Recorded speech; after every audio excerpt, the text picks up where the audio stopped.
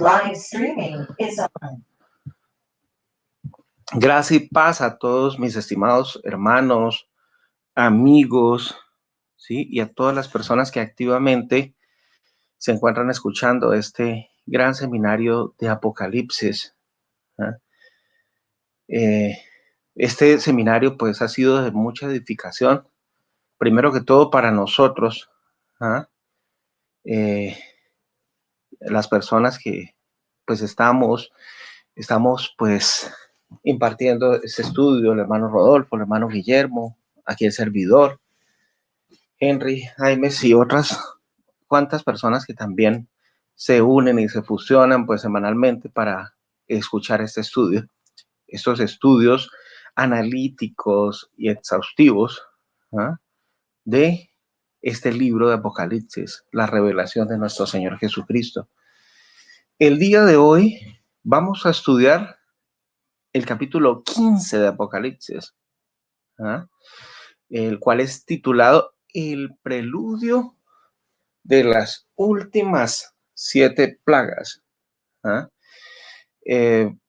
Abarca 2 capítulos, pero el día de hoy solamente vamos a estudiar el capítulo 15 y la segunda parte la haremos el próximo sábado. Apocalipsis 15 y 16, hermanos, presentan los fenómenos específicos del último derramamiento de la ira de Dios, antes de la segunda venida de nuestro Señor Jesucristo. Esa ira pues se expresa con los efectos de la séptima trompeta de Apocalipsis 11:15, que son los 7 juicios de las copas descritos en Apocalipsis 16. Debemos recordar, hermanos, que el hecho de que pues se vayan a derramar estas 7 copas de la ira de Dios demuestra la gracia y la misericordia, la justicia y la santidad. 4 cualidades de Dios, ¿no? Sí. Pues aún durante pues los devastadores juicios de esa tribulación venidera, pues Dios llamará pues a los pecadores a la salvación. Y bueno, y ya como hemos visto en los capítulos anteriores, pues lo hará utilizando pues a 144,000 israelitas, ¿sí? A los 2 testigos, a una gran multitud de gentiles y también israelitas redimidos. Entonces, pues es maravilloso y paradójico quizás para algunas personas decir, bueno, pero si Dios es justo y santo, entonces ¿por qué va a destruir? Esto es, hermanos, estas copas de las 7 plagas, quiero recalcar lo que ya dije anteriormente, demuestran 4 cualidades y atributos de Dios: que Dios es justo, que Dios es santo, que Dios es misericordioso y que Dios extiende la bondad inmerecida para cada uno de nosotros. Entonces, sin más preámbulos, pues cedo la palabra pues al hermano Rodolfo para que empecemos con analizar pues el versículo 1 y el versículo 2. Bueno, gracias y paz a todos. Bueno, este capítulo, como bien ya se dijo el título, son las 7 últimas plagas y es el preludio de las copas del juicio, o sea, aquellos victoriosos sobre la bestia.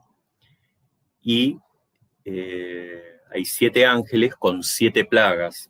Y ya les leo los versículos 1 y los versículos 2 que dicen lo siguiente: vi en el cielo otra señal grande y admirable, 7 ángeles que tenían las 7 plagas postreras, porque en ellas se consumaba la ira de Dios. Y el versículo 2 dice: vi también como un mar de vidrio mezclado con fuego, y a los que habían alcanzado la victoria sobre la bestia y su imagen y su marca y el número de su nombre, en pie sobre el mar de vidrio con las arpas de Dios. Paso palabra. Gracias, hermano Rodolfo, por su excelente lectura. Entonces vamos a hacer pues el análisis de estos dos versos de capítulo 15. Aquí dice que viene cielo otra señal, grande y admirable. ¿Cuál es esa señal? Bueno, una escena en el cielo que anuncia los juicios de las copas. ¿Ya? Recordemos que también pues en el capítulo 4 y el capítulo 5 habían pues señales de los juicios, de los sellos de Dios, y en el capítulo 8 pues del 2 al 6 las trompetas, ¿no? Pero esta es la tercera señal celestial que Juan ha visto en Apocalipsis, ¿no? Sí. En el capítulo 12 veíamos que también se veía una señal en el cielo, ¿no? Cuando pues Juan contempló pues la mujer encinta que representa a la nación de Israel. Bueno, hermanos, los términos grande y admirable expresan pues la gran importancia de esta señal, ¿sí? Al contener pues el último derramamiento de la ira de Dios sobre los malvados, los pecadores impenitentes en la tierra, los que no se quisieron arrepentir. Entonces, hermanos, mire, aquí dice 7 ángeles que tenían las 7 plagas postreras. Esos 7 ángeles, esos 7 malak o 7 ángelos o mensajeros, tenían las 7 plagas postreras, ¿no? Y en ellas se consumaba la ira de Dios. Los mismos seres que ministran al pueblo de Dios traerán la ira de Dios al mundo pecador e impenitente.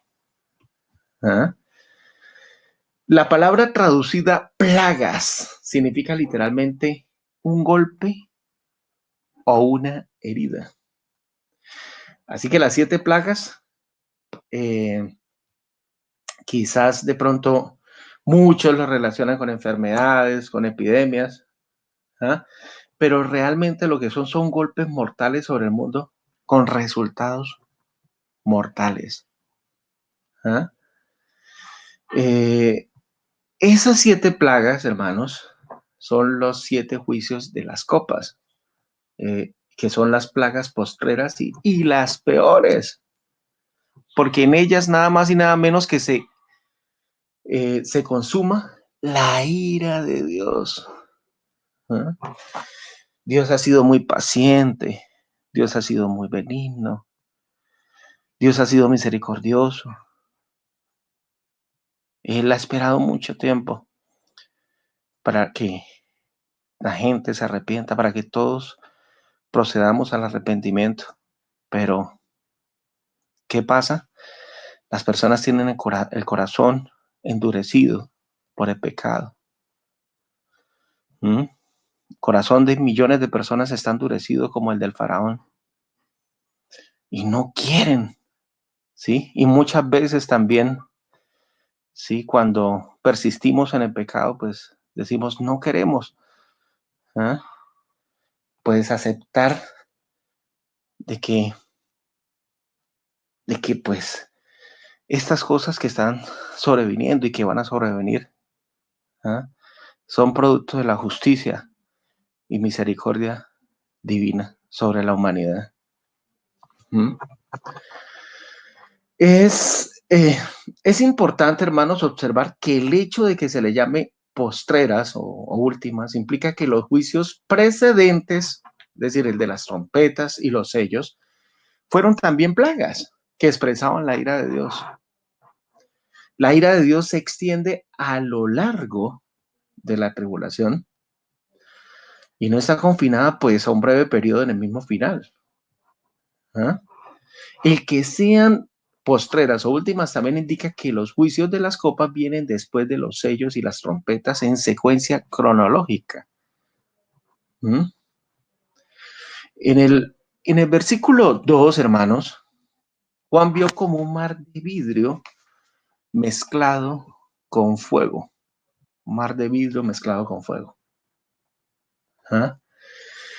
El mar no era un verdadero océano, ya que, pues, por ejemplo, como vamos a ver más adelante en Apocalipsis 21:1, Juan vio un cielo nuevo y una tierra nueva, porque el primer cielo y la primera tierra pasaron y el mar ya no existía más, dice Apocalipsis 21:1.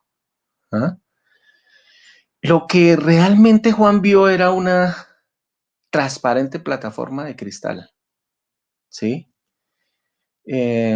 Refulgiendo y reluciendo como un mar tranquilo iluminado por el sol, ¿no? Sí, delante del trono de Dios, ¿no? Sí. Entonces, pues, por ejemplo, cuando tenemos la oportunidad de leer otros textos bíblicos como Apocalipsis 4:6, Éxodo 24:10, Ezequiel 1:22, también podemos ver lo mismo, ¿sí?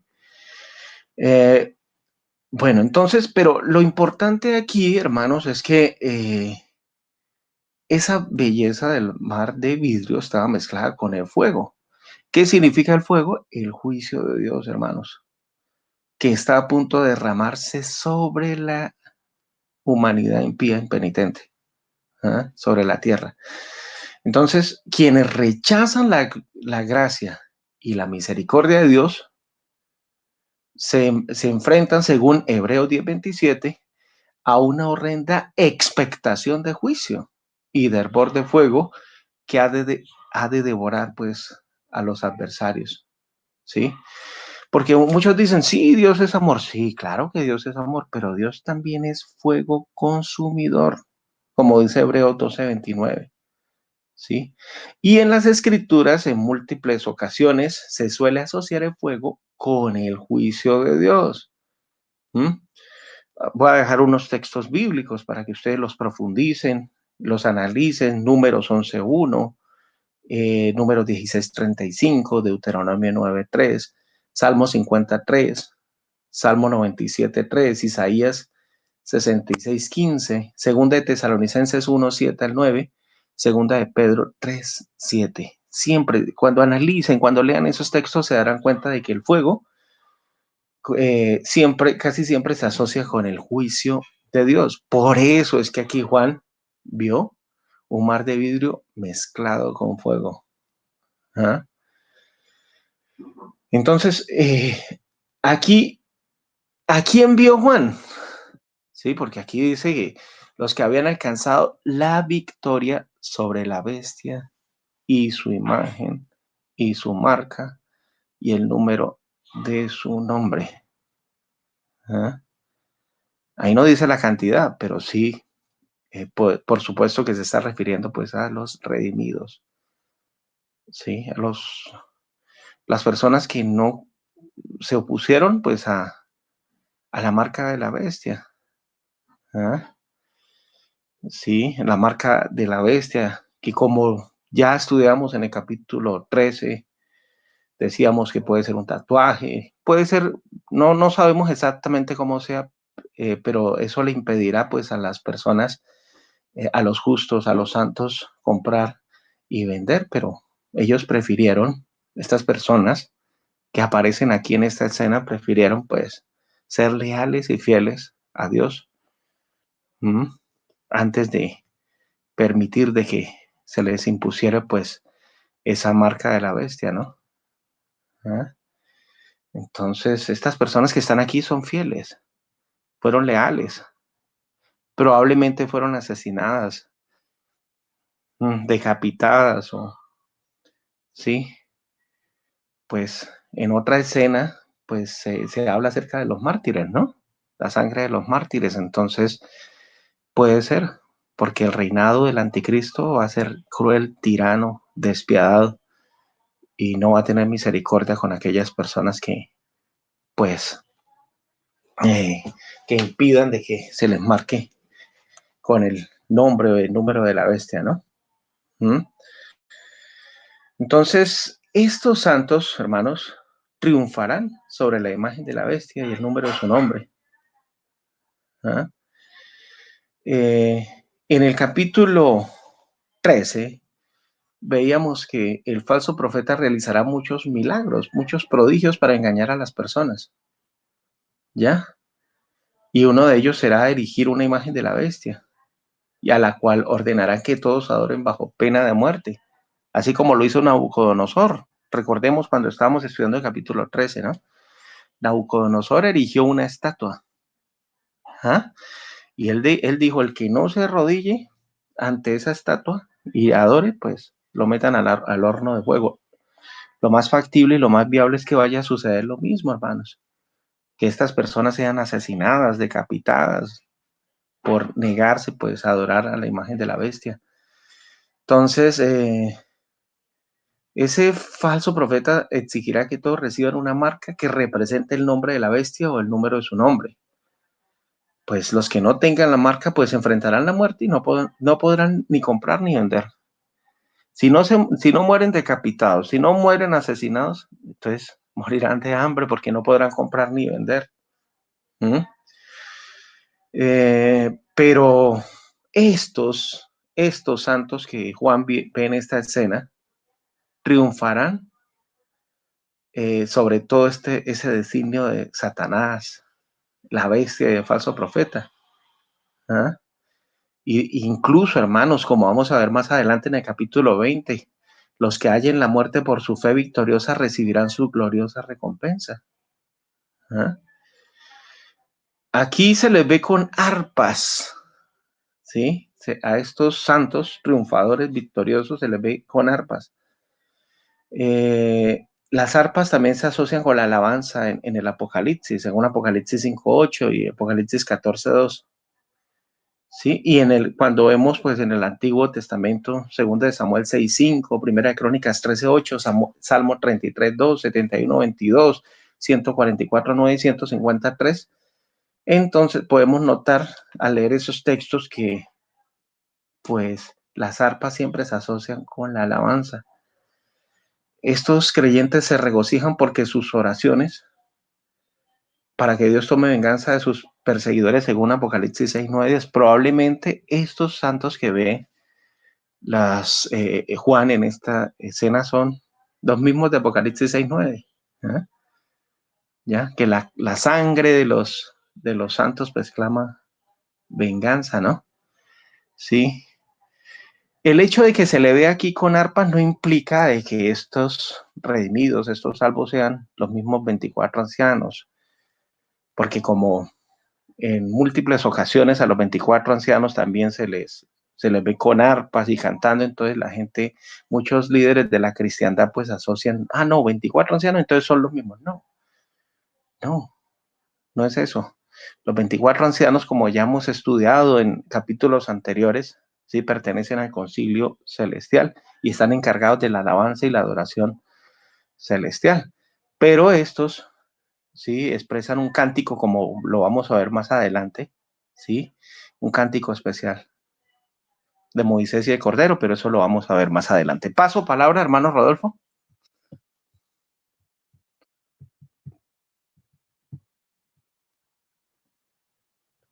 Hermano Rodolfo. Sí, hermano. Aquí estoy. Bien. Voy a empezar a dar mi análisis. Estoy tratando. Ahí está. Bueno. Acá entonces.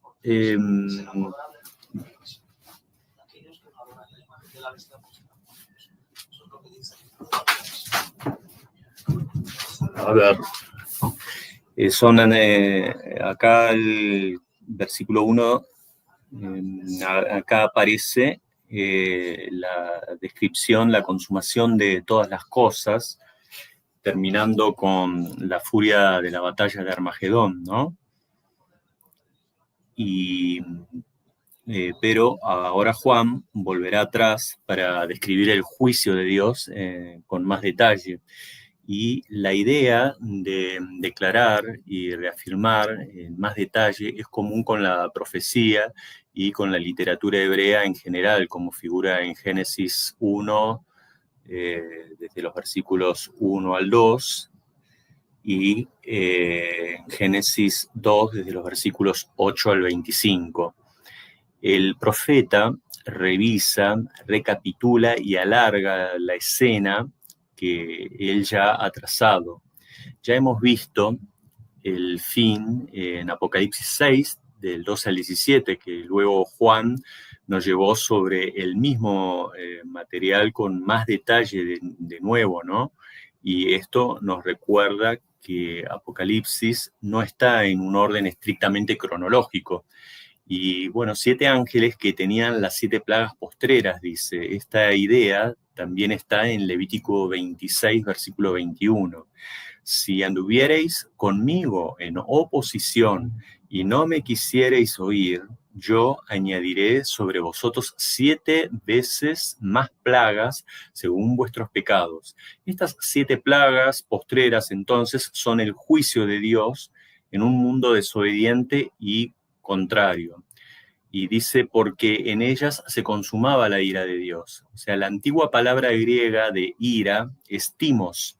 También, como en el caso de Apocalipsis 14:10, hay 2 palabras para ira o enojo en el griego bíblico. Timos, una ira de pasión volátil, y orge, una ira de una disposición establecida. Voy a repetir esto porque quizás resulten un poco extrañas estas palabras, pero bueno, es del hebreo timos, que significa una ira de pasión, y orge, una ira de una disposición establecida. Este es un lugar en donde la ira de Dios es candente, ¿no?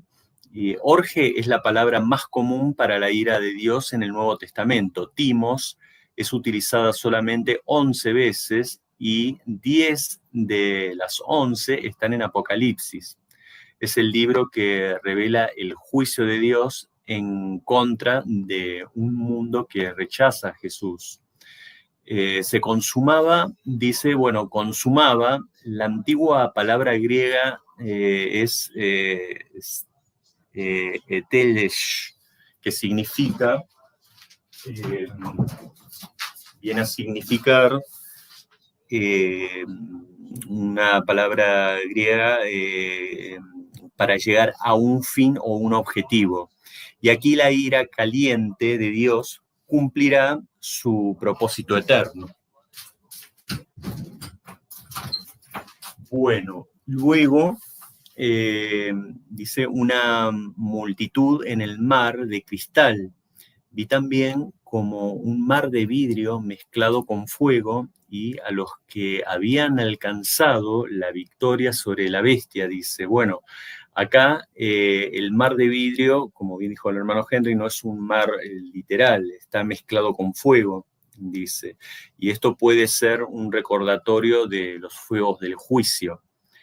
El mar está diseñado para reflejar la gloria de Dios. En el capítulo 4 la descripción es semejante al cristal. Estoy hablando de Apocalipsis 4, el cual habla de la santidad de Dios. Y aquí el mar está mezclado con fuego, el cual habla del juicio divino que procede de la santidad de Dios. Y debido a que las ilustraciones del Éxodo abundan en este capítulo, algunos ven simplemente una indicación del color rojo, con la alusión del mar rojo y la liberación de la servidumbre. Y también en este capítulo vemos plagas a Moisés, el tabernáculo y la nube de la gloria de Dios. O sea, vemos estas 3 cosas. Este capítulo muestra el éxodo final y la liberación del pueblo de Dios de un mundo pecador y perseguidor. A los que habían alcanzado la victoria sobre la bestia, dice, estos son aquellos que salieron victoriosos sobre la bestia por medio de su fidelidad hasta la muerte. Ellos son los mártires de la tribulación, descritos en Apocalipsis 7, desde los versículos 9 al 17. Ellos no son los que sobrevivieron la tribulación. Todo lo que podemos discernir en cualquier tipo de cronología del Apocalipsis, el cual es difícil, aún estamos mayormente en la tribulación, las copas de la ira aún faltan. Y por lo tanto, aunque el último anticristo los mata, ellos habían alcanzado la victoria sobre la bestia. Ellos no son perdedores, o sea, la iglesia primitiva consistentemente describía el día del martirio como un día de victoria. Y en pie sobre el mar de vidrio, luego dice. La antigua palabra griega para esta palabra sobre significa epi, que quiere significar sobre, en o a un lado. Repito, en pie sobre, en griego significa epi, que puede significar sobre, en o a un lado. No solamente sobre, sino en o a un lado. Muchos creen que en la arquitectura del cielo el mar de vidrio es una representación física de la palabra de Dios, conectando con la idea del lavado del tabernáculo y el lavamiento de agua por la palabra. Esto lo podemos ver en Efesios 5, versículo 26. Y quizás podríamos decir que estos santos están parados en la palabra. Después termina diciendo con las arpas de Dios, aquí este versículo 2.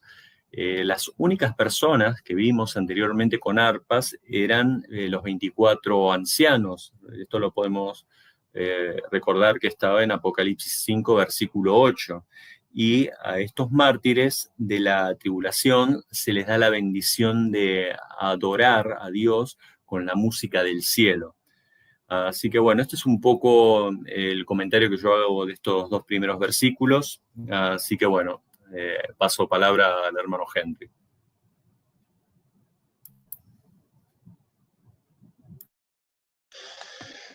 Gracias, hermano, por su excelente comentario. Sí, no sé si el hermano Guillermo acabó de llegar, no sé. Bueno, si el hermano está ahí, por favor. O si no, prosigamos. Hay un hermano que entró, pero no sabemos su nombre. Bueno, sí, muy interesante lo que acaba de decir, hermano. Y algo que me llama la atención, ¿ah?, es que cuando leemos este pasaje de las Sagradas Escrituras de Apocalipsis, capítulo 15, el verso 2, ¿ah?, podemos darnos cuenta, hermanos, que estos santos pasaron por la gran tribulación. Entonces, como lo dice claramente el texto bíblico, ¿cierto? Entonces, eso refuta de manera categórica e incisiva, pues, el rapto pretribulacionista, del cual hablan muchas iglesias de la cristiandad, ¿no? Porque si ahí lo dice claramente, hermano, ¿cierto? Ahí lo dice. Y mire, voy a volverlo creo que no se está proyectando, voy a proyectar. Mira, vuelvo a leerlo para que los hermanos pues entiendan muy bien esto y los amigos que presencian este seminario semanalmente. Vi también como un mar de vidrio mezclado con fuego y a los que habían alcanzado la victoria sobre la bestia y su imagen. ¿Ves? Decir que quizás algunos dicen, no, pero es que mire, ellos ya fueron raptados. Y si la iglesia ya fue raptada, como enseñan muchas iglesias de la cristiandad evangélica, ¿sí? Entonces, ¿por qué aquí dice claramente que estos redimidos son los que habían alcanzado la victoria sobre la bestia y su imagen, ¿cierto? Si alcanzaron la victoria sobre la bestia y su imagen y su marca y el número de su nombre, significa que estos santos atravesaron la gran tribulación. Y si estos santos atravesaron la gran tribulación, no pudieron haber sido raptados antes, ¿cierto? Algo interesante como para pensar y reflexionar, ¿no? Las mismas Sagradas Escrituras nos dan las pautas y las directrices de interpretación y también de entendimiento de la profecía, ¿no? ¿Ah? Sí, y si estos eran santos, eh, entonces, ¿por qué no fueron raptados? Yo le preguntaría, por ejemplo, a los teólogos pretribulacionistas, ¿cierto? Si fueron fieles, leales. ¿Por qué? Eso es algo que quizás de pronto nunca te podrán explicar, porque muchas veces con tal de justificar una doctrina creada en concilios humanos, pues no se le presta atención al verdadero panorama profético para hacer una correcta exégesis y tener un correcto entendimiento de la profecía, ¿no? Bueno, muy bien. Quería pues hacer esa acotación al el excelente análisis que hizo el hermano Rodolfo. Ahora, pues vamos a continuar con el análisis de los versos 3 y 4, a lo cual le vamos a pedir el favor al hermano Rodolfo que nos haga el favor y nos lea. Y si tiene, pues de pronto un comentario con respecto a la última, al último comentario que realicé, pues bien puede, hermano, también. Sí, no, el comentario es el siguiente, es una falsa doctrina, ¿no? El tema de ese rapto pretribulacional que muchas iglesias apóstatas indican y enseñan, y esto demuestra que justamente eso no va a suceder, y es muy peligrosa esta falsa doctrina, porque hoy en día muchos falsos cristianos están esperando ese rapto para no pasar por esta gran tribulación, ¿no? Que se viene avecinando, que cada vez está más cerca. No sabemos cuándo va a ser, porque todavía el jinete del caballo blanco no se ha manifestado, y tampoco se ha manifestado el jinete del caballo rojo. Nosotros interpretamos que el jinete del caballo blanco es la manifestación de ese último anticristo, y el jinete del caballo rojo es una gran guerra que podríamos intuir que es esa tercera guerra mundial. Y justamente en estas señales, más la construcción de ese tercer templo que se está esperando, es que van a empezar a suceder estas cosas, por lo cual está muy claro que los santos van a estar aquí en la tierra y que no va a estar ese rapto, ¿sí? Entonces, los israelitas todavía esperan a ese Mesías, y yo personalmente interpreto y creo que ese Mesías va a ser un falso Mesías. Los israelitas en principio van a creer que es el verdadero Mesías, ¿no? Por las señales que va a estar emitiendo, ¿no? Y bueno, va a ser todo un engaño. Pero nosotros tenemos claro que no vamos a ser engañados y vamos a poder identificar. No tenemos quizás precisión de quién es ese último anticristo hoy en día, pero podemos llegar a darnos cuenta cuando se manifieste y cuando empiecen a suceder todas estas cosas. Porque, bueno, recuerden que la palabra dice que aún intentará engañar a los santos, pero con toda esta información que nosotros vamos adquiriendo, no vamos a poder ser engañados, y nos vamos a dar cuenta de todo esto, nos vamos a dar cuenta de cuál va a ser esa marca, ¿sí?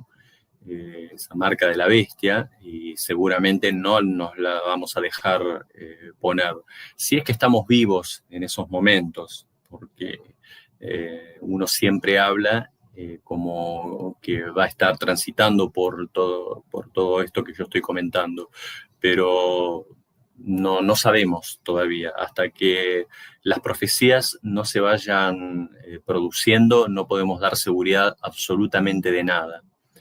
Así que bueno, es muy apasionante, ¿no? Todo este tema, y es muy importante saber todas estas cosas. Así que bueno, yo voy a continuar leyendo ahora los versículos 3 y 4 de Apocalipsis 15, que dicen lo siguiente. Y cantan el cántico de Moisés, siervo de Dios, y el cántico del Cordero, diciendo: grandes y maravillosas son tus obras, Señor Dios Todopoderoso. Justos y verdaderos son tus caminos, Rey de los santos. Y el versículo 4 comienza a modo de pregunta diciendo: ¿quién no te temerá, oh Señor, y glorificará tu nombre? Pues solo tú eres santo, por lo cual todas las naciones vendrán y te adorarán, porque tus juicios se han manifestado. Paso a palabra.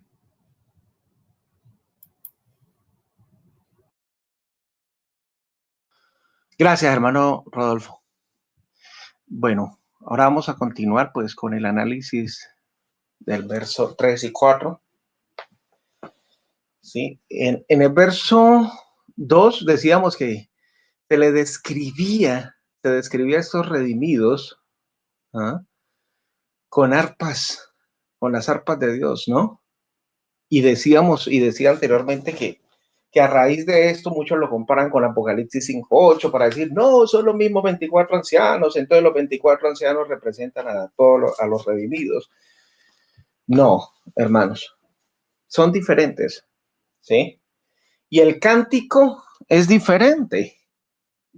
Cuando uno tiene la oportunidad, pues, de hacer un análisis exhaustivo, ¿sí?, detallado, ¿sí?, podemos ver que, por ejemplo, en Apocalipsis 5:8, dice: cuando tomó el libro, los 4 seres vivientes y los 24 ancianos se postraron ante el Cordero. Cada uno tenía un arpa y una copa de oro llena de incienso, que son las oraciones de los santos. ¿Ves? Son diferentes. Y cantaban un nuevo canto diciendo: digno eres de tomar el libro y abrir sus sellos, porque fuiste muerto y con tu sangre compraste para Dios gente de toda raza, lengua, pueblo y nación. Fíjense que cuando uno analiza la Biblia en contexto, por ejemplo en Apocalipsis 5:8 y el verso 9, nos podemos dar cuenta de que esos 24 ancianos no son los mismos redimidos como muchos teólogos de la cristiandad enseñan. Y vuelvo a recalcar esto, hermanos, porque para no dejarnos confundir, porque eso no es así, hermanos, ¿sí? Si fueran los mismos 24 ancianos de Apocalipsis 5:9, entonces, ¿por qué esos 24 ancianos cantan un nuevo cántico diciendo: digno eres de tomar el libro y abrir sus sellos, porque fuiste muerto y con tu sangre compraste para Dios gente de toda raza, lengua, pueblo y nación? Y ellos no se incluyen ahí en ese cántico, ¿cierto? La Biblia es muy clara, hermanos. ¿Ves?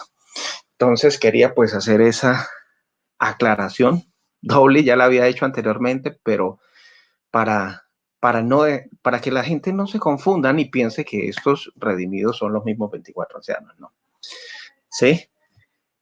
El cántico elevado por los 24 ancianos era, ¿sí?, de alabanza, ¿no? ¿Ah? Y decían al Cordero que con su sangre compró para Dios gente de toda raza, lengua, pueblo y nación. Y aquí podemos ver en el cántico de Apocalipsis 15:3 que es un cántico, cantan el cántico de Moisés, siervo de Dios, y el cántico del Cordero. ¿Y qué dice ese cántico? Mira, fíjense que es muy diferente al cántico expresado por los 24 ancianos en Apocalipsis 5:9. Dice: grandes y maravillosas son tus obras, Señor Dios Todopoderoso, justos y verdaderos son tus caminos, Rey de los santos. Bueno, aquí debemos tener en cuenta algo. Cantan el cántico de Moisés, siervo de Dios. ¿Cuál es el cántico de Moisés? Bueno, hermanos, recordemos que el pueblo de Israel fue liberado del yugo, de la opresión, de esa potencia mundial egipcia. Duraron 400 años esclavizados y Dios los liberó a través de Moisés, su siervo.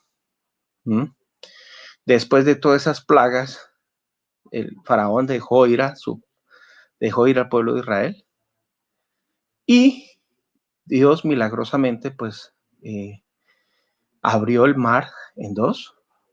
¿Ah? Le dio la potestad a Moisés para que abriera pues el mar en dos, y ahí después de que atravesaron el mar, ese mar, Moisés, no solamente Moisés sino también su hermana, elevaron un cántico. El cántico de Moisés se encuentra en Éxodo capítulo 15 para que ustedes lo tengan la oportunidad de analizarlo. ¿Ah? Voy a leer una partecita porque siempre es larguito. Dice Éxodo 15:1. Entonces cantó Moisés y los hijos de Israel este canto a Yahweh. Y dijeron, cantaré yo a Yahweh porque se ha magnificado grandemente. Ha echado en el mar el caballo y al jinete. Yahweh es mi fortaleza y mi cántico y ha sido mi salvación. Este es mi Dios y lo alabaré. Dios de mi Padre y lo enalteceré. Yahweh es varón de guerra. Yahweh es su nombre. Echó en el mar los carros de Faraón y a su ejército, y sus capitanes escogidos fueron hundidos en el mar rojo. Y es un cántico hermoso, hermanos.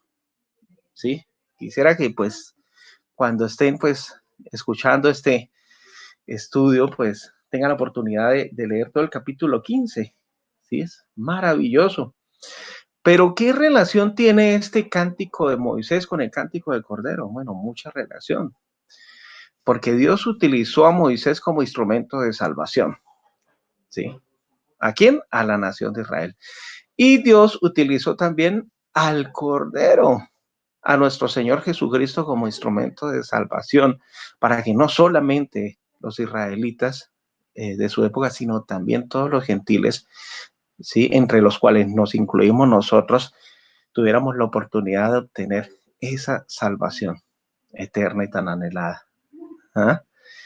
Entonces, de la misma manera como Moisés liberó a su pueblo, Jesucristo también nos libera. ¿De qué?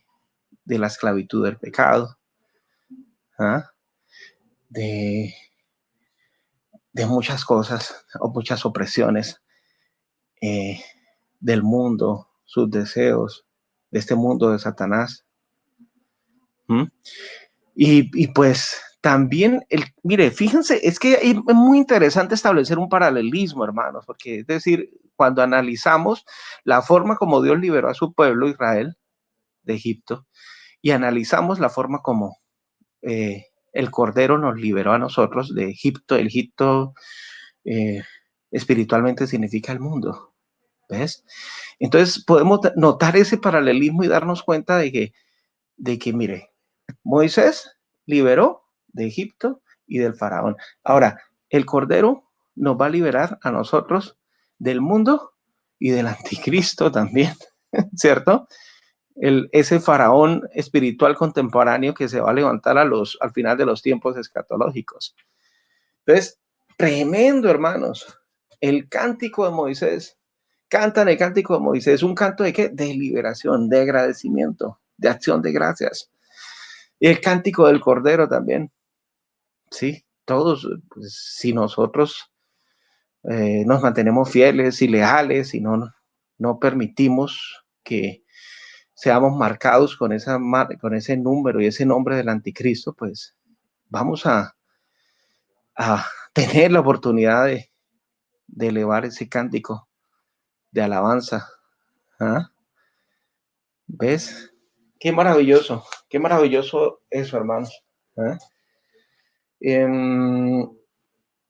Los santos redimidos, ¿ah?, delante del trono de Dios, que significa delante de la presencia de Dios, también cantarán el cántico del Cordero, porque, pues, como dije anteriormente, Jesús es nuestro eterno Redentor, ¿no? Al igual que el cántico de Moisés, el cántico del Cordero expresa los temas de fidelidad a Dios, liberación de su pueblo, el juicio sobre los enemigos. Fijémonos que para poder liberar al pueblo de Israel, Dios le trajo juicio, el juicio de las 10 plagas. ¿Ah? De las 10 plagas sobre Egipto, y al final de los tiempos escatológicos traerá el juicio de las 7 postreras plagas. ¿Sí? Entonces, pues, sí vemos el paralelismo, hermanos, tremendo, ¿no? Las palabras del cántico que aquí se registran en Apocalipsis 15:3, no corresponden exactamente pues a las de Éxodo 15, ¿no? Pero los temas y muchas de sus palabras claves son similares. ¿Ah? Porque el cántico de estos santos redimidos exalta el carácter de Dios como omnipotente, inmutable, soberano, perfecto, justo, creador y juez. Como lo es, como Él es todo esto, ¿sí? Dios tiene que juzgar a los pecadores y lo hará por medio de su Hijo Jesucristo, porque el Padre a nadie juzga, sino todo juicio dio al Hijo, ¿no? Según Juan 5:22, ¿no? Si Dios ignorara el pecado de ellos, no sería santo, justo y fiel a su naturaleza. Entonces el cántico termina con una gozosa expectativa, ¿sí? Del reinado milenario de Cristo. Mira, al final dice Rey de los Santos. ¿Quién va a ser el Rey de los Santos? Pues Jesús, que le dará el reinado de David, ¿sí? Y reinará durante 1000 años. ¿Mm? Cuando todas las naciones, hermanos, vendrán y adorarán a Dios. ¿Ah? ¿A dónde vendrán? Muchos teólogos, escatólogos evangélicos dicen, no, al cielo, no, ¿cuál al cielo? Vendrán al Santo Monte a adorar a Dios. ¿Sí? Entonces, como dice el salmista en Salmo 66:4, toda la tierra te adorará y cantará a ti, cantará a tu nombre. Ahí donde vendrá toda gente, la gran multitud de todo pueblo, tribu, lengua y nación, a adorar a Dios, ¿sí? Porque cuando se dice delante del trono de Dios, significa delante de la presencia de Dios, ¿sí? Hay un estudio sobre eso en particular que es muy bueno analizar para no literalizar lo que es simbólico, ¿no? Bueno, paso palabra a mi hermano Rodolfo.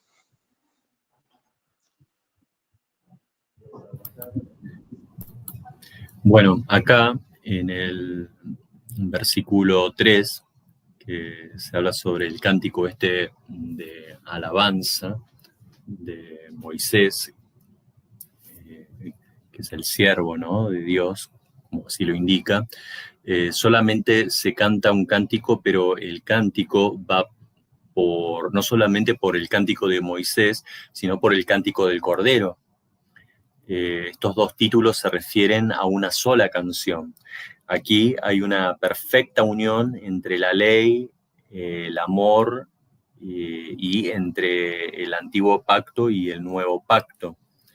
Este cántico profundamente arraigado en el Antiguo Testamento da alabanza a las obras de Dios, porque dice, grandes y maravillosas son tus obras. Da alabanza a los caminos de Dios, porque se dice que justos y verdaderos son tus caminos. Y bueno, esto es a lo que yo entiendo que se refiere, ¿no? Este cántico. En el versículo 4 habla sobre la dignidad de Dios, o sea, ¿quién no temerá, oh Señor, y glorificará tu nombre? Pues solo tú eres santo. Entonces acá hay una adoración a Dios, porque dice, por lo cual todas las naciones vendrán y te adorarán, se dice, ¿no? Entonces, estos mártires solamente están enfocados en Dios. Ellos ni siquiera se enfocan en su victoria costosa y gloriosa. Ellos tienen en su corazón la verdadera adoración, o sea, todo se trata de Dios, no de nosotros. Y bueno, yo creo que ya fue bastante exhaustivo y completo todo lo que acaba de comentar el hermano Henry, así que hasta aquí mi análisis y paso palabra.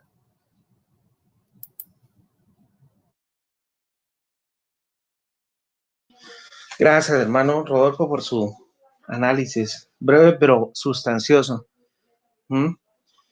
Sí, realmente pues es tremendo, ¿no? Es decir, siempre cuando, como decía anteriormente, si se hace el análisis, la comparación, ¿sí? Podemos ver que, por ejemplo, estaba profetizado de que se levantaría un profeta como Moisés, ¿no? Y ese profeta es nuestro Señor Jesucristo, el gran profeta, ¿no? Eh, Sin embargo, esta no es solo la canción de Moisés, también es la del Cordero, ¿no? Sí, Moisés fue el profeta de Yahweh a Israel, pero Moisés mismo, como dije anteriormente, profetizó que Yahweh levantaría otro profeta semejante a él. Y este resultó ser nuestro Señor Jesucristo, el Cordero. ¿Ah? Mientras que Moisés fue siervo de Dios, Jesús era el Hijo de Dios.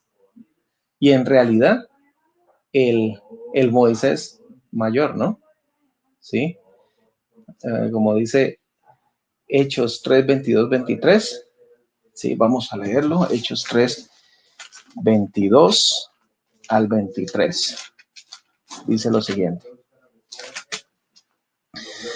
Porque Moisés dijo a los padres, el Señor vuestro Dios os levantará profeta de entre vuestros hermanos como a mí.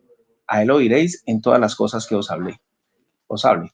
Y toda alma que no oiga aquel profeta será desarraigada del pueblo. Y todos los profetas desde Samuel en adelante, cuantos han hablado, también han anunciado estos días, ¿no? Y Hebreos 3, 5 al 6. Hebreos 3, 5 al 6 dice lo siguiente. Dice, y Moisés a la verdad fue fiel en toda la casa de Dios como siervo, para testimonio de lo que se iba a decir. Pero Cristo como hijo sobre su casa, la cual casa somos nosotros, si retenemos firme hasta el fin la confianza y gloriarnos en la esperanza, ¿no? Entonces, vemos el papel que desempeñó cada uno, ¿no? En los planes de Dios. Moisés como siervo de Dios y Jesucristo como el Hijo de Dios, ¿no? Sí.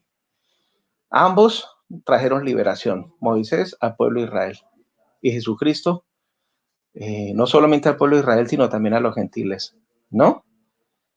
¿Ven? Por medio de Moisés, Dios trajo juicio. ¿Juicio a quién? ¿A quién? Al pueblo de Egipto, ¿sí? Al faraón, a su casa. Y por medio de Jesucristo, Dios también traerá juicio. Primero trajo salvación, la primera vez que vino. Y la segunda vez, pues traerá juicio. Porque nadie, el Padre, como dije anteriormente, el Padre a nadie juzga, sino todo el juicio dio al Hijo, ¿no? Entonces, por lo tanto, es que aquí pues se dice que los redimidos llevarán un cántico, ¿sí? No solamente el cántico de Moisés, sino también del Cordero, ¿no? También vemos que Jesús, como Moisés, cantó públicamente las alabanzas de Dios y profetizó acerca de su victoria sobre todos sus enemigos, ¿sí? En Mateo 24, 21, 26, 26, 30 y Lucas 19, 41, 44 podemos ver eso, ¿no? ¿Ah? Y Jesús también pues anhelaba el tiempo en que las naciones vendrían a alabar a Yahweh, ¿no? Sí, y como Cordero de Dios pues entregó su vida humana para hacer esto posible, ¿no? ¿Ah? Sí, entonces, y de la misma manera como Moisés llegó a apreciar el nombre de Dios Yahweh y a ensalzar ese nombre, así Jesús puso de manifiesto el nombre de Dios, ¿no? Entonces, como lo dice Juan 17, 6, he puesto de manifiesto tu nombre a aquellos que me diste, ¿no? Entonces, tremendo, hermanos. ¿Ah? Cuando analizamos, pues, todos estos elementos son detalles, son detallitos que prefiguran, pues, la obra de Moisés prefiguraba también en cierta forma la obra de nuestro Señor Jesucristo, de liberación y de salvación. Por eso es que aquí se habla de el cántico de Moisés y el cántico del Cordero. Bueno, hermanos, entonces ahora vamos a continuar Vamos a continuar con la lectura del verso 5 y el verso 6. Le pido favor a mi hermano Rodolfo que nos haga lectura pues de este pasaje. Bueno, aquí se les da a 7 ángeles 7 copas de juicio. Aquí los versículos 5 y 6 hay 7 ángeles vestidos de manera distintiva y dicen lo siguiente: después de estas cosas miré, y he aquí fue abierto en el cielo el templo del tabernáculo del testimonio. Y el versículo 6 dice: y del templo salieron los 7 ángeles que tenían las 7 plagas, vestidos de lino limpio y resplandeciente, y ceñidos alrededor del pecho con cintos de oro. Paso palabra. Gracias, hermano Rodolfo, por su excelente lectura. Bueno, ahora aquí dice, después de estas cosas, mire, Juan miró, ¿no? Y fue abierto el cielo. En el cielo, el templo del tabernáculo del testimonio. Sí, entonces, y del templo salieron 7 ángeles. Bueno, aquí podemos notar algo, ¿sí? Algo que es muy importante analizar, hermanos, y que no podemos dejarlo pasar.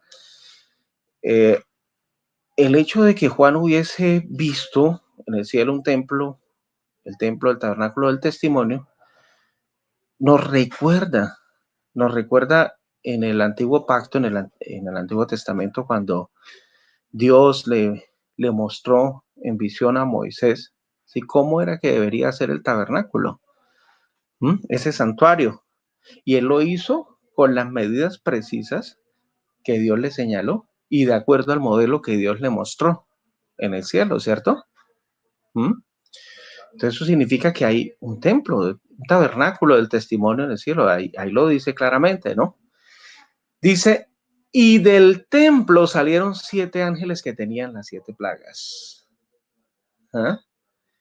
Bueno, aquí cada uno de los ángeles o malak o ángelos o mensajeros que participan en este drama que se revela, cumplirá su tarea designada conforme al plan de Dios. ¿Sí? ¿Cuál es esa función? Pues lo que dice pues la santa palabra de Dios, ¿no? El propósito de Dios sabemos que es juzgar a los pecadores y destruir el pecado, ¿no? Entonces ellos llevarán a cabo pues sus designios y sus propósitos, estos ángeles, ¿no? Sí, ya sabemos que, por ejemplo, Jesucristo en múltiples ocasiones, por ejemplo, Mateo 25, 41. Mateo 25, 41, que por cierto es un texto que ha sido mal traducido y peor interpretado, y que a raíz de eso es que muchos creen en un infierno de fuego eterno. Pero Mateo 25, 41 dice lo siguiente, hermanos. Miren lo que dice, entonces dirá los de la izquierda, apártense de mí, malditos, al Gehenna, preparado para el diablo y sus ángeles. ¿Sí? El Gehenna, ¿sí? Que en una Biblia dice fuego eterno, ¿no? O el infierno de fuego eterno. Pero es el Gehenna, es decir, la destrucción eterna de Satanás y sus ángeles, ¿sí? Y que, de la cual también van a participar millones de personas, ¿no? En el juicio de Dios. Entonces, allí será el castigo, ¿no? Entonces, el propósito de Dios, recordemos lo que decíamos anteriormente, como Dios es santo y Dios es justo, ¿sí? Él le va a dar a cada uno de acuerdo a sus obras, ¿no? Y también tiene que destruir el pecado y la raíz del pecado, que es Satanás, ¿ya? Entonces, muy importante, pues, entender esto a la luz del contexto bíblico. Entonces, aquí, pues, en esta visión se les dan los instrumentos para llevarlos a cabo. Como ocurre, pues, en todo el Apocalipsis, la frase, después de estas cosas, miré, presenta una nueva visión pasmosa, pues, y espectacular, ¿no? ¿Ah? Algo está a punto de desviar la atención de Juan, de los santos redimidos que están cantando alabanzas ante el glorioso trono de Dios o la presencia de Dios, ¿no? Esta nueva visión le reveló los juicios de las copas. Ya habíamos visto las trompetas, los sellos, ahora vamos a ver los juicios de las copas, que por cierto vamos a profundizar muy detalladamente pues, pues en la segunda parte, porque este es el preludio, ¿sí? Tremendo, ¿sí? Estos juicios van a ser catastróficos, hermanos. Pero mientras, volviendo aquí al análisis, mientras él observaba, fue abierto en el cielo el templo del tabernáculo del testimonio. Sí, ese templo, hermanos, se refiere pues al lugar santísimo. Recordemos claramente que Jesucristo entró. Live streaming is on. Recordemos, hermanos, que la misma Biblia, sí, en Hebreos 9:24 dice, porque no entró Cristo en el santuario hecho de mano, figura del verdadero, sino en el cielo mismo, para presentarse ahora por nosotros ante Dios. ¿Ah? Y no para ofrecerse muchas veces como entra el sumo sacerdote en el lugar santísimo cada año con sangre ajena. De otra manera le hubiera sido necesario padecer muchas veces desde el principio del mundo, pero ahora en la consumación de los siglos se presentó una vez para siempre por el sacrificio de sí mismo para quitar de en medio el pecado. ¿Sí? Entonces, recordemos que Jesucristo entró a ese lugar santísimo, hermanos. ¿Ah?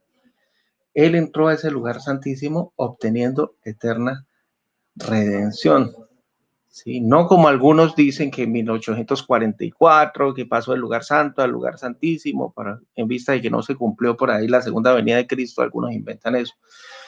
No. Entonces, cuando aquí dice que fue abierto en el cielo el templo del tabernáculo del testimonio, ¿ah? Ese templo se refiere al lugar santísimo, el lugar del santuario donde habita la presencia de Dios. ¿Sí? Y esto lo que subraya, hermanos, es que Dios es la fuente de las plagas, de esas 7 postreras plagas que van a sobrevenir sobre la humanidad, impía y pecadora. ¿Sí? Mientras Juan observaba del templo salieron los 7 ángeles, Malak, mensajeros. ¿Ah? Estaban vestidos de lino limpio y resplandeciente, lo cual representa santidad y pureza. Recordemos que estos 7 ángeles son los que están delante de la presencia de Dios, ¿no? Y también se dice que los ángeles estaban ceñidos alrededor del pecho con cintos de oro que atravesaban el torso desde el hombro hasta la cintura, ¿sí? ¿Ya? Entonces, tremendo, hermanos, ¿ya? Dios es santo, Dios es justo. ¿Sí? Si de pronto hay algunas personas nuevas, neófitas, que están escuchando pues este seminario de Apocalipsis, porque muchas veces tratamos de censurar a Dios. Bueno, pero si Dios es justo, ¿por qué va a destruir a millones de personas? No, Él lo hace porque Él es justo, precisamente obrando en armonía con esa justicia. Porque si Él premia al santo, si Él premia al justo, Él también va a castigar al pecador. Él no va a tener por inocente al culpable. Y de esa forma es que va a destruir con el pecado y el originador del pecado. ¿Sí? Como lo dice aquí en Malaquías. En Malaquías, el último libro del Antiguo Testamento, habla del advenimiento del día de Yahweh. ¿Ah? Dice el verso 1, porque aquí viene el día ardiente como un horno y todos los soberbios y todos los que hacen maldad serán estopa. Aquel día que vendrá los abrazará, ha dicho Yahweh de los ejércitos, y no les dejará ni raíz ni rama. Fíjate, la Biblia es muy clara. Si la Biblia dice que que serán estopa, ¿ah? Y que no les dejará ni raíz ni rama. Entonces, ¿cómo vienen algunos teólogos a decir de que hay un infierno de fuego eterno? Eso es falso, hermanos. Mas a ustedes los que temen, bueno, mi nombre nacerá el sol de justicia y en sus alas traerá salvación y saldréis y saltaréis como becerros de la manada. Contraste, ¿no? Sí, él va a castigar a los impíos, pero él va a premiar a los justos. Hollaréis a los malos, los cuales serán ceniza bajo las plantas de vuestros pies en el día en que yo actúe, ha dicho Yahweh de los ejércitos. ¿Ah? Entonces, fijémonos muy bien. Ahí lo dice, que él hollará a los malos, él los destruirá. Serán ceniza, y si serán cenizas, es como cuando quemamos un papel. El papel es papel, pero si tú lo quemas ya deja de existir el papel, ¿cierto? Lo mismo sucederá con los impíos y pecadores. ¿Cómo el estudiar la Biblia en contexto nos libera de las falsas enseñanzas, de las doctrinas apóstatas que hoy en día se enseñan en las iglesias de la cristiandad apóstata? ¿Sí? Por eso, si usted, estimado amigo, hermano, que está escuchando este seminario de Apocalipsis, si analiza todos estos textos bíblicos, se podrá dar cuenta de que sí, Dios no tendrá por inocente al culpable, Él lo va a destruir. Entonces, estas 7 copas de la ira de Dios que van a ser derramadas sobre millones y millones y millones de personas impías, impenitentes, ¿sí? Representan la justicia de Dios, representa que Dios es justo, ¿sí? Que Dios va a destruir la maldad, ¿sí? Y va a premiar a los santos, ¿sí? Pero Él primero que todo tiene que destruir con la maldad y con la raíz del pecado, que es Satanás. ¿Ah? ¿Sí? Tienen la oportunidad, lean el capítulo 4 de Malaquías, ahí lo dice claramente, hermanos, ¿sí? No les dejará ni raíz ni rama. ¿La raíz del pecado quién es? Satanás. La rama, pues, los impíos, pecadores, impenitentes. Bueno, entonces, cedo palabra, pues, a mi hermano Rodolfo. Excelente, completo y exhaustivo comentario, así que voy a ser breve. Acá en el versículo 5, el templo del tabernáculo del testimonio, dice, esto lo relacionamos con Éxodo 25, desde los versículos 8 al 9, y con Hebreos 8, versículo 9. O sea, nos recuerdan que el tabernáculo de reunión que Dios le dijo a Moisés que construyera estaba basado en el patrón del cielo. Esto se refiere a la realidad celestial del tabernáculo y no a una copia terrenal.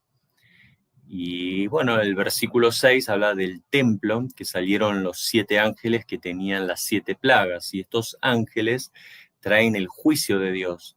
Es significante que ellos salen directamente del templo celestial y de la presencia y del trono de Dios. Ellos no actúan en su propia autoridad, sino en la autoridad de Dios.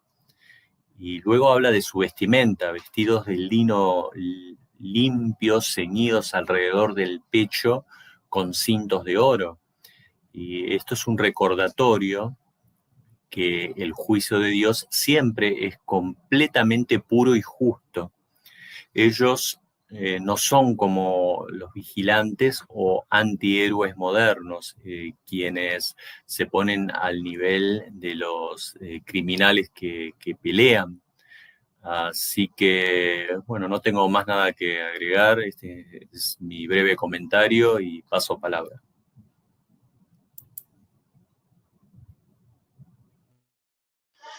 Así es, hermano Rodolfo, ¿sí? Y ese templo, ese santuario es el lugar santísimo, ¿no? Sí, hay un texto que estaba buscando yo, pero ya lo encontré. Es Hebreos 9:12. Escuchen bien, hermanos y amigos, para que se den cuenta que cuando Jesucristo subió al cielo, hace 2000 años, Él entró una vez al lugar santísimo. No en 1844, como enseña el adventismo hoy en día, No, dice, y no por sangre de machos cabríos ni de becerros, sino por su propia sangre, entró una vez para siempre en el lugar santísimo, habiendo obtenido eterna redención. Hebreos 9:12. Tomen nota, hermanos. Si usted, estimado amigo, es adventista, tome nota de ese pasaje y pregúntele pues a los líderes, a sus pastores, para que le expliquen ese texto, porque Jesucristo no pasó del lugar santo al lugar santísimo en 1844. Eso es falso, hermanos. ¿Sí? Él subió al lugar santísimo cuando ascendió al cielo y obtuvo eterna redención, como lo dice Hebreos capítulo 9 y el verso 12. Si recordemos que el templo, el santuario israelita, contenía representaciones de cosas celestiales, ¿sí? Por eso estaba dividido el lugar santo y el lugar santísimo, y solo el sumo sacerdote podía entrar en el santísimo, pues una vez al año para expiar los pecados del pueblo, ¿no? Sí, entonces, pues, este lugar, este templo del cual se habla ahí, representa el lugar de la presencia de Yahweh en el cielo, ¿ah? Y donde Jesucristo es el sumo sacerdote. Recordemos que en Hebreos nos enseña claramente que Jesús es nuestro sacerdote según la orden de Melquisedec, ¿no? Por eso no nos sorprende que se vea que 7 ángeles salen del santuario en el cielo. Tienen una comisión de Yahweh, derramar pues esas copas llenas de la ira de Dios, como vamos a ver, vamos a detallarlas pues en el próximo estudio, ¿sí? ¿Cuáles son? ¿Ah?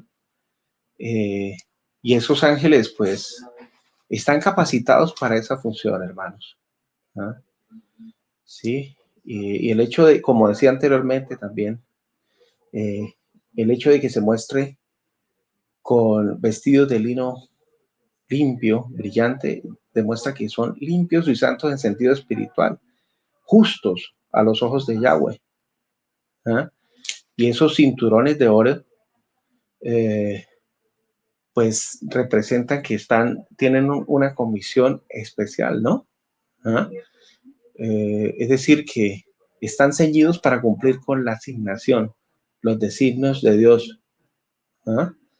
Recordemos que en el tabernáculo o en el santuario antiguo se usaba el oro para representar cosas divinas y celestiales, como lo decía exactamente pues el hermano.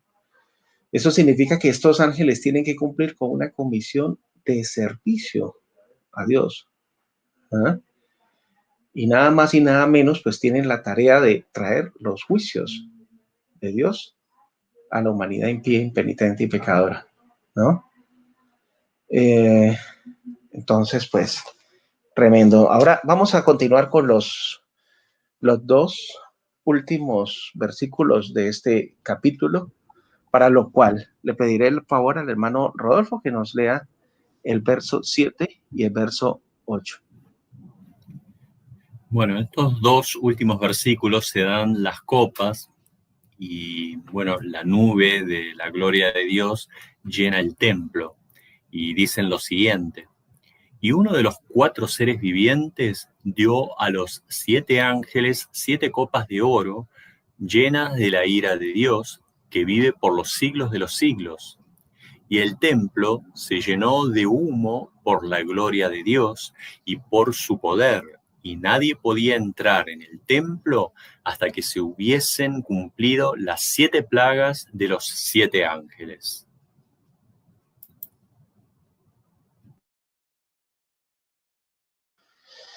Muchas gracias, hermano Rodolfo, por su excelente lectura. Ahora vamos a hacer el análisis de estos 2 últimos versículos del capítulo 15 de Apocalipsis. Bueno, aquí nos dice que uno de los 4 seres vivientes.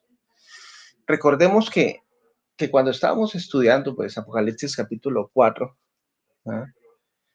veíamos a 4 seres vivientes, que estaban delante del trono de Dios, ¿no? Enfrente del trono de Dios, ¿sí? Y que aunque algunos digan que son querubines, otros serafines, pues no llegamos a una conclusión precipitada, sino son seres especiales, sabemos que son seres especiales, independientemente de que sean querubines o serafines, ¿sí? Porque la Biblia los describe con 6 alas, ¿sí? Ezequiel describe a los querubines con 4 alas, pero son seres especiales. Uno de esos seres, hermanos,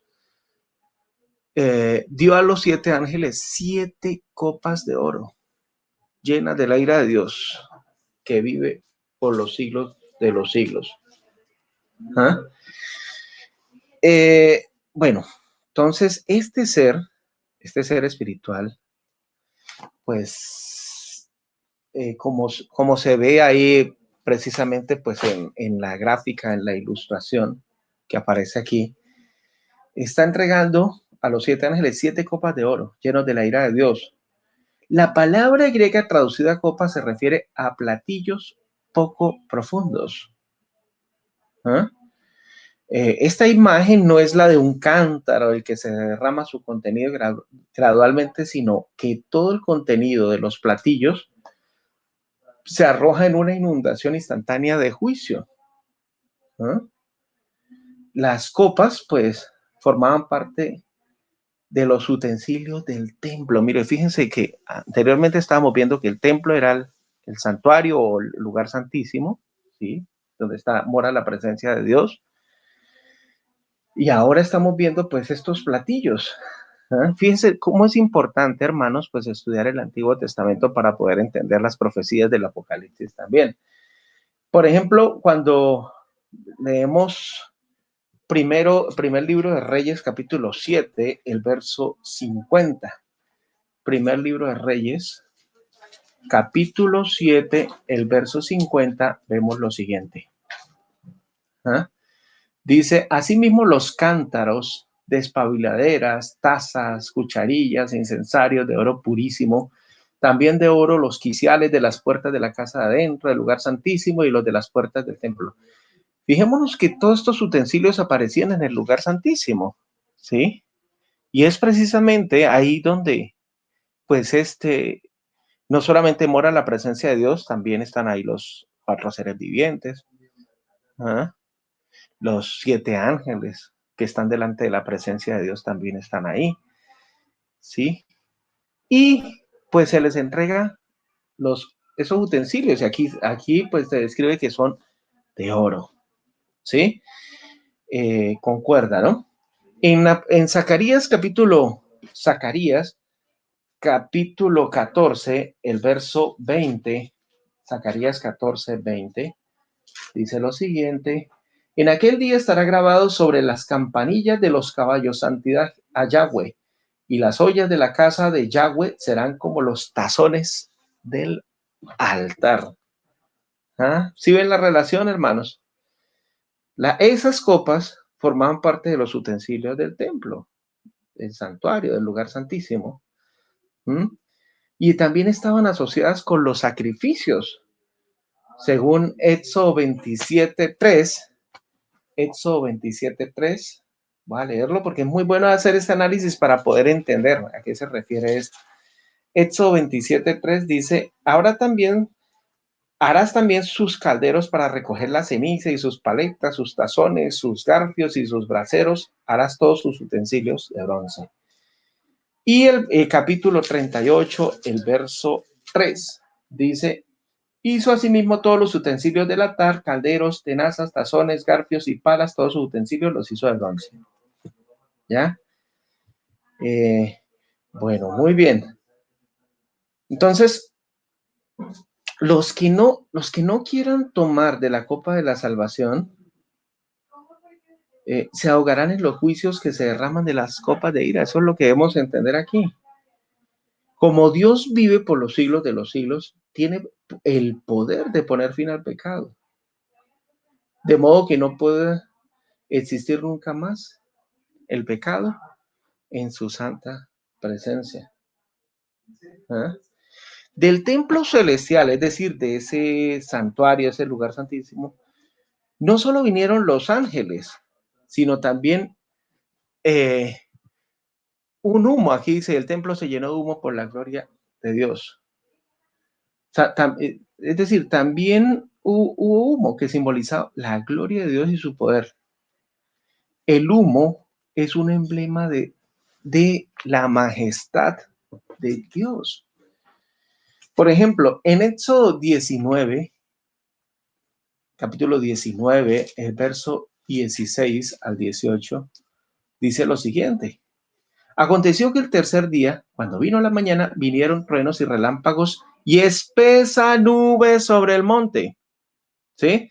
Y sonido de bocina muy fuerte, y se estremeció todo el pueblo que estaba en el campamento, y Moisés sacó del campamento al pueblo para recibir a Dios, y se detuvieron al pie del monte. Todo el monte Sinaí humeaba, fíjense, hermanos, todo el monte de Sinaí, ¿qué? Humeaba, porque Yahweh había descendido sobre él en fuego. Y el humo subía como el humo de un horno, y todo el monte se estremecía en gran manera. Fijémonos cómo entendemos, ¿no?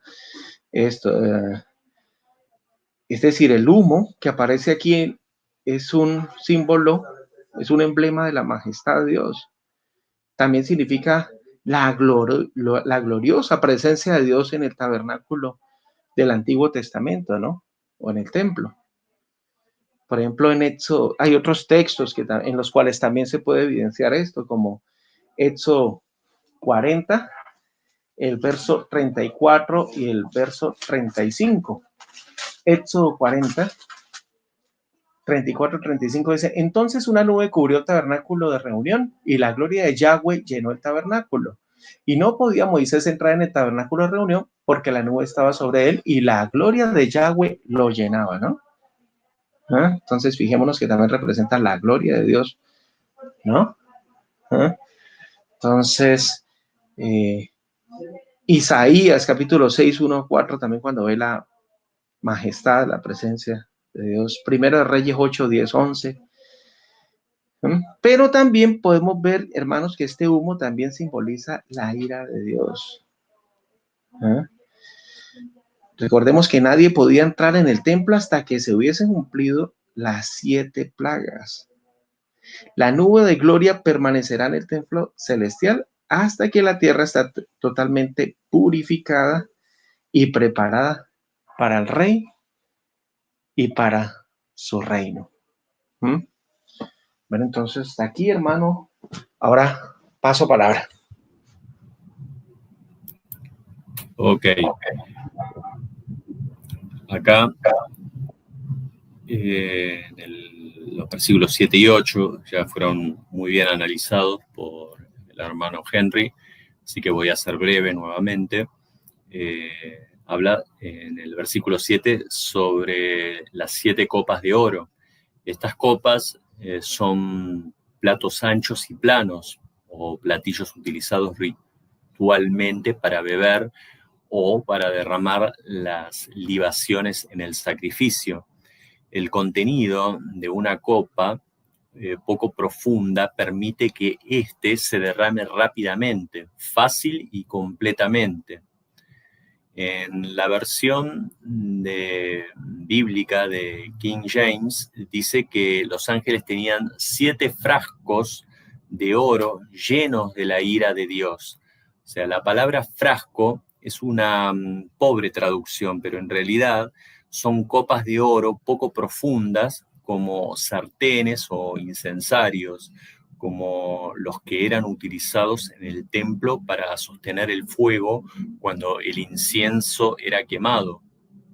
Y bueno, acá el versículo 8 dice que el templo se llenó de humo por la gloria de Dios y por su poder. Entonces, cuando la nube de gloria llene el templo del cielo, nadie puede entrar. Era lo mismo cuando Moisés no podía entrar al tabernáculo, cuando el humo de la nube de la gloria de Dios a veces llamada la Shekinah, llenaba la tienda, se dice. Esto lo podemos ver en Éxodo capítulo 40, desde los versículos 34 al 35. O sea, ambos, las copas y la nube, proceden de la gloria de Dios y por su poder. Y este es un recordatorio de lo especial de la presencia y la gloria de Dios, aún en medio de un juicio devastador. O sea, nadie podía entrar en el templo hasta que se hubiesen cumplido las 7 plagas de los 7 ángeles. Esto declara que no se puede dar marcha atrás al juicio. Nada le puede estorbar ahora, porque el acceso a este templo en el cielo no será negado.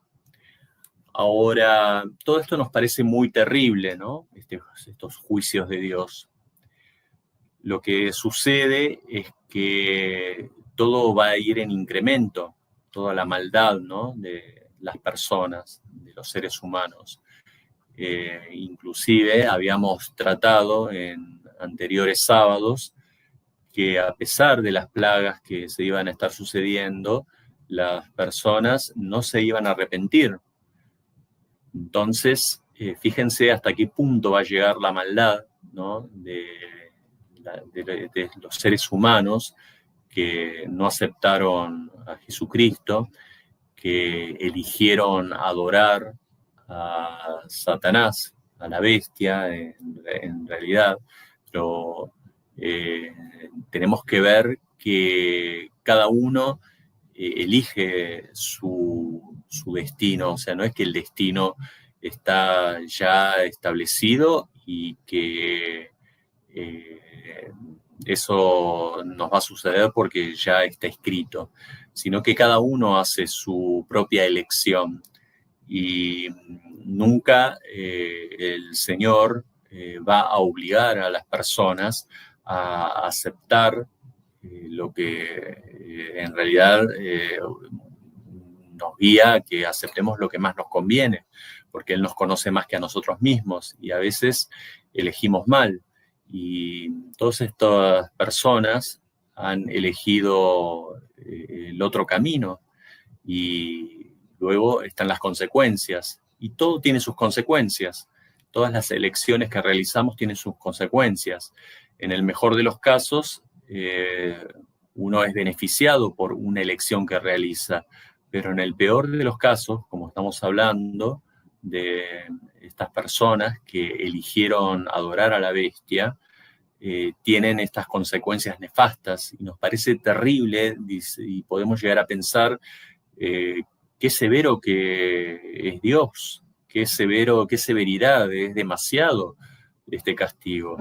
Pero la palabra nos dice que es un Dios justo y bueno, esto va a estar sucediendo en un tiempo futuro y todavía no se ha llegado a esa gran maldad, ¿no?, que va a ir, que ya la podemos ver y que se está incrementando día a día. Y la vemos, estas cosas, en el proceder de todas las personas, en pequeñas cosas, en pequeños actos. Se dice que como uno es en las pequeñas cosas, en las cosas más importantes.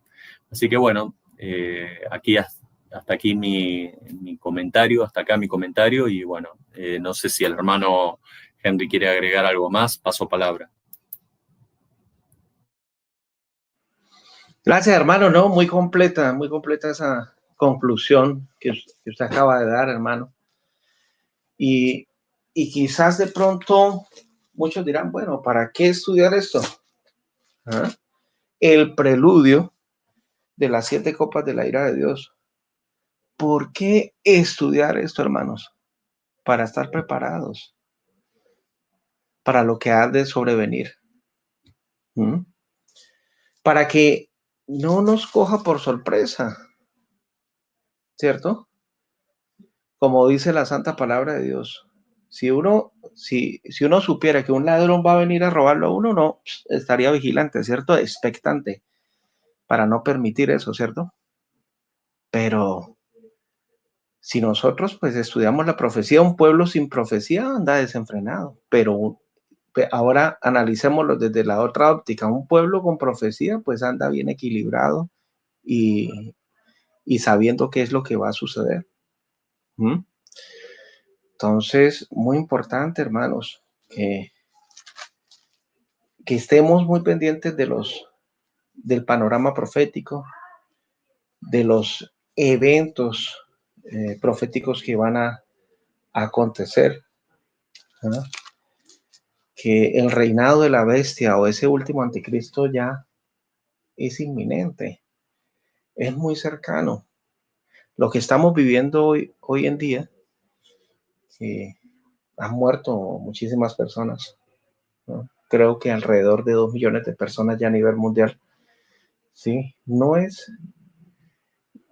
se comparan ni con lo que ha de sobrevenir, ¿eh?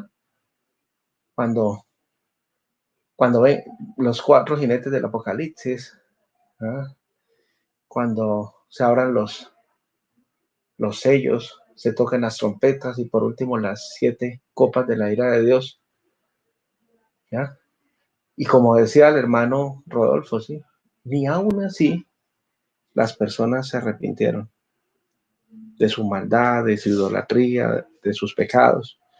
Entonces, que este estudio de Apocalipsis, de este preludio de las 7 copas de la ira de Dios, nos sirva como advertencia para estar prevenidos, para hacer un cambio en nuestras vidas y poder afectar a otras personas también,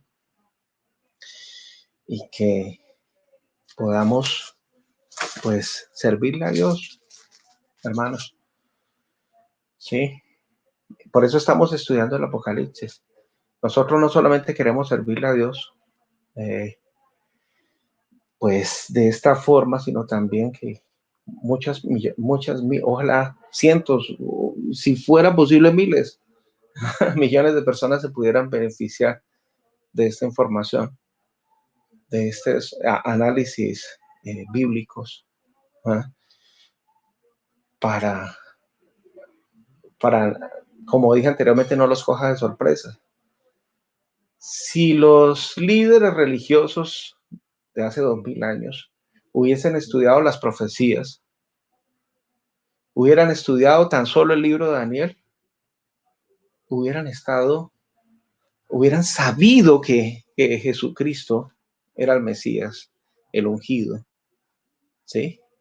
El ungido, profetizado por los profetas y patriarcas del Antiguo Testamento. Pero entonces, ¿qué nos dirá el Señor al final si tan solo ustedes hubieran estudiado la profecía del Apocalipsis, ¿eh? Y la hubieran puesto en práctica? Porque no solamente es oír, la fe es por el oír y el oír la palabra de Dios. Cuando oímos la palabra de Dios, se activa nuestra fe, hermanos. Pero como lo dice Apocalipsis, bienaventurado el que lee. Solamente el que lee, no. Los que oyen las palabras. Solamente el que lee y oye, no. Dice, y guardan las cosas que en ellas están escritas. Guardar significa observar. Guardar significa atesorar en el corazón y compartir con otras personas. Sí, comparta este video. Sí, compártelo a sus amigos, a sus familiares, para que ellos lo escuchen, para que analicen a la luz de la santa palabra de Dios. Sí, muchas veces queremos que nuestra familia se convierta al Señor, pero no compartimos ni siquiera, nos da pena compartir un video, incluso en un grupo familiar, por temor al que dirán, por el temor a que me critiquen, que me juzguen, que no importa. Sí, recordemos que nuestro Señor Jesucristo, que hablaron mal de él, sí, lo bofetearon, lo colgaron en un madero, lo laceraron, todo, le incrustaron una corona de espinas, y todo lo hizo por amor a ti y por amor a mí. Ahora no importa, compartamos estos videos para que muchas personas escuchen, ¿sí? Y se active la fe de esas personas y empiecen a creer en las profecías del Apocalipsis, hermanos. Bueno, hasta aquí, hermano Rodolfo. No sé si quiere agregar algo más o cerramos ya el estudio. No, ya podemos cerrar. Yo no tengo más nada que agregar, creo que fue bastante completo, es un capítulo corto pero sustancioso, así que creo que está bastante bien explicado, bastante bien analizado. Así que bueno, hermano, si querés ya nos podemos ir Bueno, despidiendo. No sé sí, si alguien quiere... entonces, hermano, ya lo último sería como invitarlos para el estudio que vamos a hacer la próxima semana, el próximo sábado. ¿Qué vamos a analizar? Bueno, vamos a analizar las 7 plagas. Uy, y quizás alguno dirá, no las analizamos hoy. No, hoy fue el preludio de las 7 postreras plagas.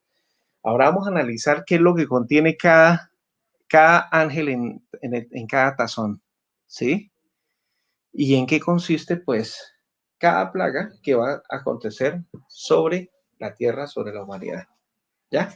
Entonces, están cordialmente invitados, hermanos, y hasta aquí, gracia y paz a todos ustedes de parte de nuestro Padre Celestial y de nuestro Señor Jesucristo.